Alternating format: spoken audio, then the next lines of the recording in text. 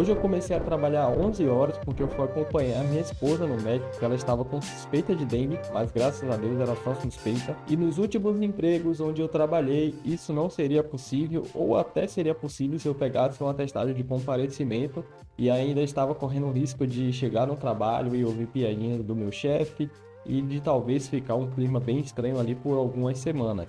Então eu fui, ninguém vai me cobrar nada, ninguém vai me cobrar essas horas. E eu ainda voltei e consegui trabalhar. E foi muito legal porque minha esposa ela ficou de repouso em casa. E o fato de eu estar em casa deixou ela mais tranquila.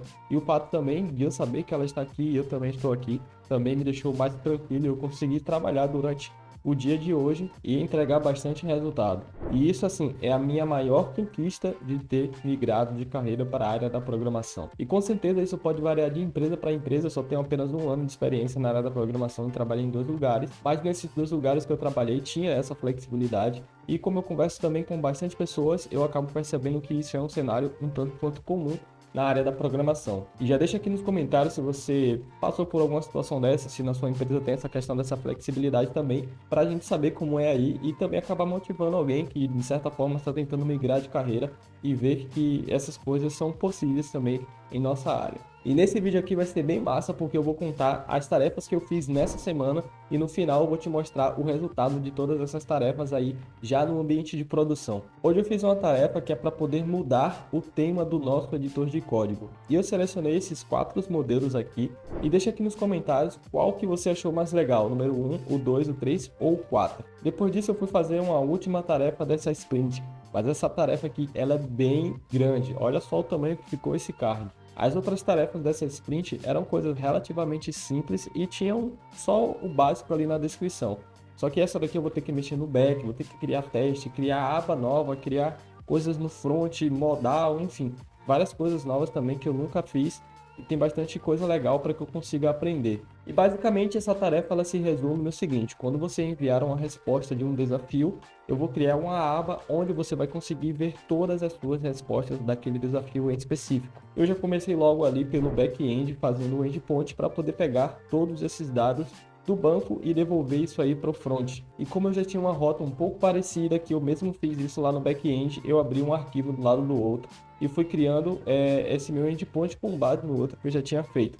Embora eu sei o que eu estou fazendo, né, 90% do que eu estou fazendo, eu ainda não consigo fazer nada de cabeça sem olhar os exemplos. Então eu fui, criei os use cases, as interfaces, fiz o controle, o repositório, tive alguns erros, mas coisas que eu já tinha passado antes, então foi muito mais tranquilo de resolver agora, já que eu tinha solucionado esses problemas em situações anteriores. Cara, o tempo passou rápido demais trabalhando no back-end e eu já tinha esquecido como é fazer alguma coisa no back-end, porque na maioria das outras sprints eu estava trabalhando muito mais só na parte ali do front.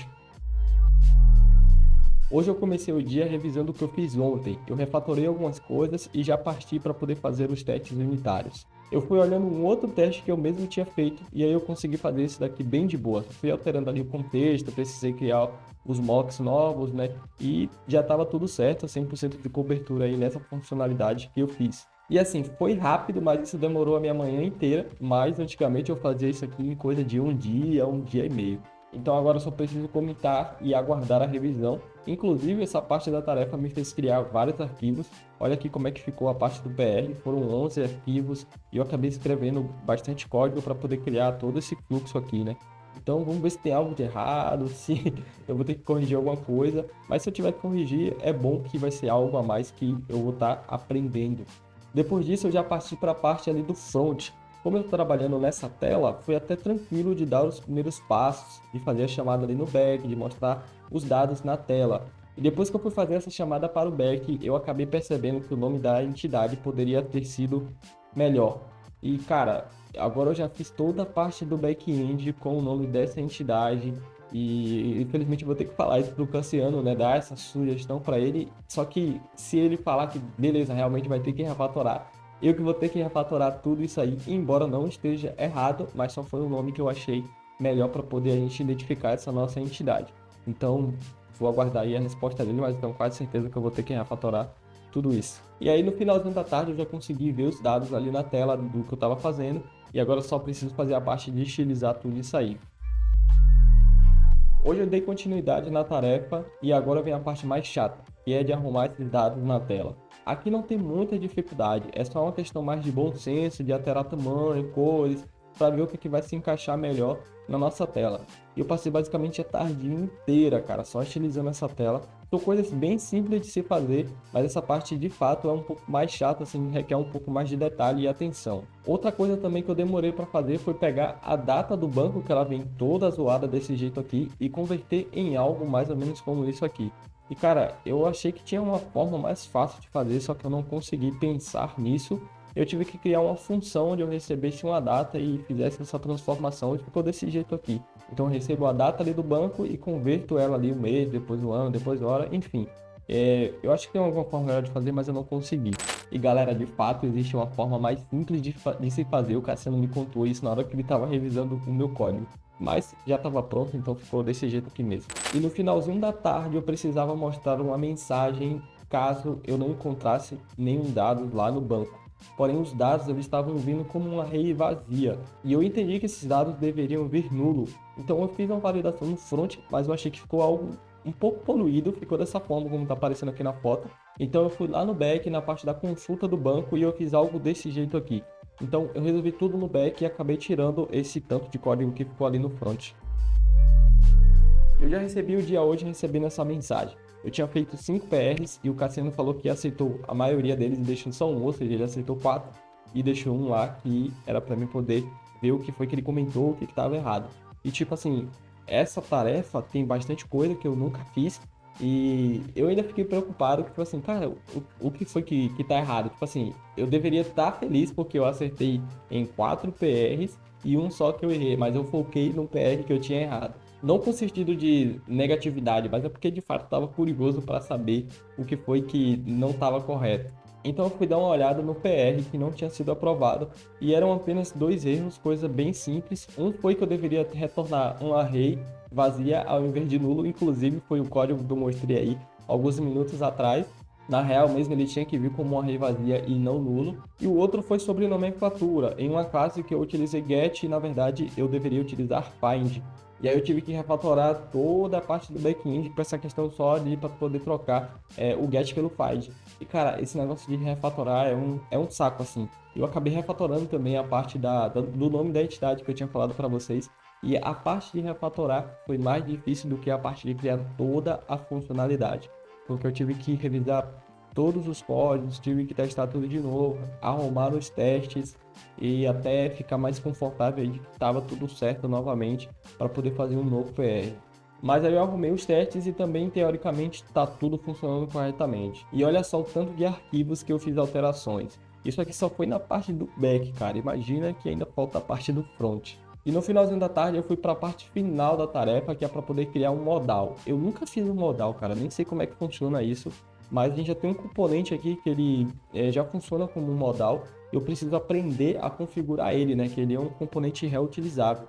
Então eu preciso aprender como é que eu ativo, como é que eu desativo, como é que é o funcionamento dele. Eu fiquei basicamente 2 horas só analisando esse modal e eu entendi que eu precisava de algumas funções para poder abrir, para poder fechar. No final do dia eu consegui fazer esse funcionamento, né, de abrir e fechar e mostrar pelo menos o título do que eu queria ali naquele modal.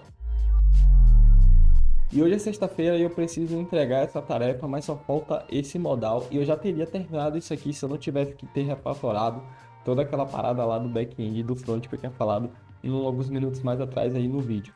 Mas isso foi necessário para melhorar a qualidade de código que eu estou entregando aqui na empresa.